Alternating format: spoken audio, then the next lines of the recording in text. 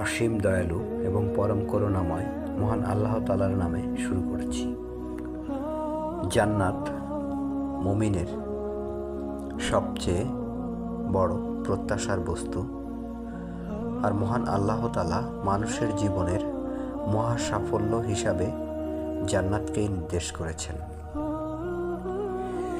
কিন্তু প্রকৃতপক্ষে মহান আল্লাহ তাআলা পবিত্র আল কোরআনের যতগুলো আয়াতে জান্নাতের কথা বলেছেন, তার অধিকাংশ আয়াতে আল্লাহ তাআলা ঈমান এবং নেক আমলের শর্তটি জুড়ে দিয়েছেন।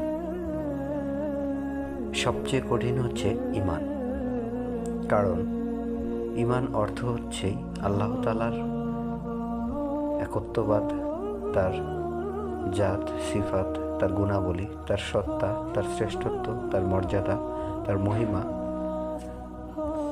এ সবগুলোর প্রতি দৃঢ় বিশ্বাস রাখা, পবিত্র কোরআনের প্রত্যেকটি আয়াতের উপর বিশ্বাস রাখা,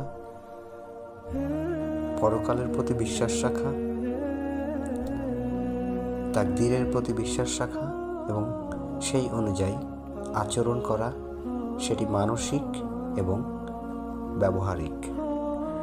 এবং প্রকৃতপক্ষে এখনকার যুগে আমরা যে সময় বসবাস করি, সেই সময়ে আমাদের পারিপার্শ্বিক যে সামাজিক রাষ্ট্রীয়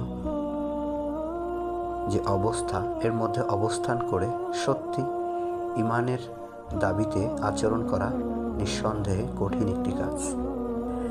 কারণ আপনি যখনই বলবেন আপনি ঈমানদার, তখনই আপনার দুনিয়ার চেয়ে পরকালকে প্রায়োরিটি দিতে হবে।